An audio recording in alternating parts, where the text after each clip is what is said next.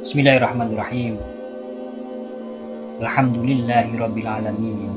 Wassalatu wassalamu ala Rasulillah. Wala haula wala quwata illa billah. Segala puji bagi Allah Subhanahu wa taala yang telah mewajibkan sholat 5 waktu sebagai tiangnya agama. Sholawat dan salam semoga tercurah pada Nabi Muhammad SAW yang telah mengajarkan kepada kita bagaimana kita menjaga sholat dalam setiap keadaan. Saudaraku yang dirahmati Allah, pernahkah kita merasakan sholat terasa begitu berat, menunda-nunda waktu sholat, atau bahkan terkadang kita meninggalkan sholat? Na'udzubillah. Padahal kita sama-sama tahu bahwa sholat itu adalah kewajiban terbesar setelah tauhid. Sholat adalah tiangnya agama. Allah Subhanahu wa ta'ala berfirman dalam surat Al-Baqarah ayat 238, Hafizu ala sholawati was salatil wusta wa qumu lillahi qanitin, yang artinya peliharalah semua sholat, itu sholat fardu dan sholat pertengahan, dan berdirilah untuk Allah Subhanahu wa ta'ala dengan khusyuk. Para ulama di sini menjelaskan bahwa yang dimaksud dengan sholatul wusta atau sholat pertengahan itu adalah sholat asyr. Maka saudaraku, menunjukkan bahwa betapa pentingnya kita menjaga sholat,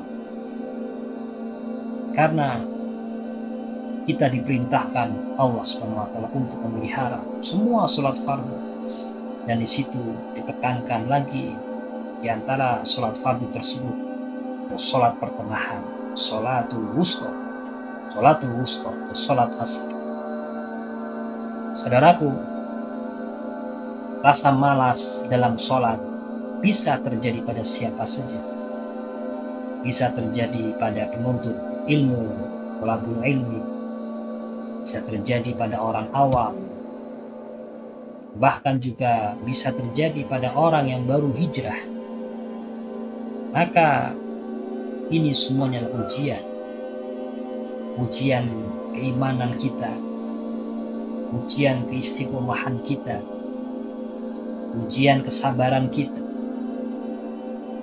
Nah, ada strategi yang perlu kita lakukan, saudaraku, dalam rangka kita untuk mengusir rasa malas, memperkuat diri kita agar kita senantiasa Allah jaga sholat kita. Strategi yang pertama adalah biasakan kita menjaga yang wajib dan sekaligus yang sunnah. Mengapa ini penting? Karena orang yang terbiasa dengan sunnah, dia menjalankan perintah-perintah yang sunnah, dia menjaga sholat sunnah rawatib, dia menjaga sholat sunnah yang lain, sholat sunnah tahajud, dia menjaga sholat duha. Maka orang yang seperti itu dia akan lebih kuat untuk menjaga yang wajib. Mari kita renungkan nasihat dari seorang Imam Ahmad bin Hanbal.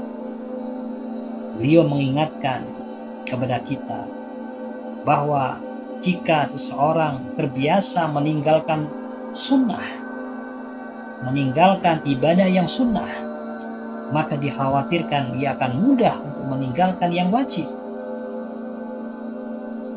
Maka sebaliknya, seseorang yang terbiasa dia menjalankan sunnah, maka dia akan mudah untuk menjalankan yang wajib. Kemudian saudaraku, strategi yang kedua adalah fokus pada sholat yang paling ditekankan. Semua sholat wajib, sholat fardu, sholat yang 5 waktu, semuanya wajib untuk kita jalankan. Wajib untuk kita tunaikan. Yang paling banyak di antara pendapat para ulama adalah mengatakan bahwasanya sholat fardu itu dilakukan di masjid. Namun kita lebih untuk menekankan kembali yaitu pada 3 sholat. Itu sholat asar yang pertama, sholat subuh, dan yang ketiga sholat isya. Mengapa?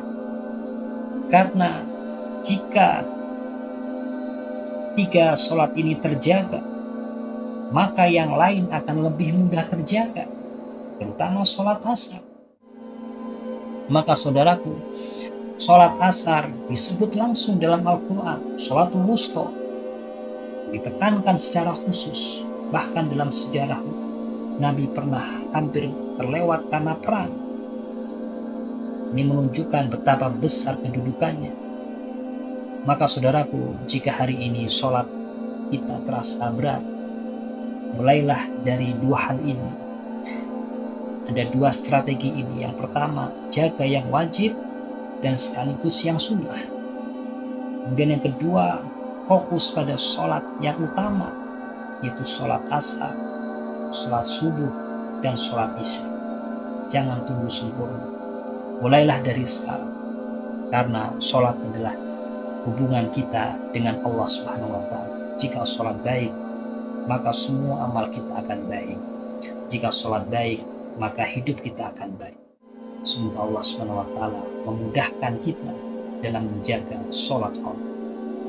Wassalamualaikum warahmatullahi wabarakatuh.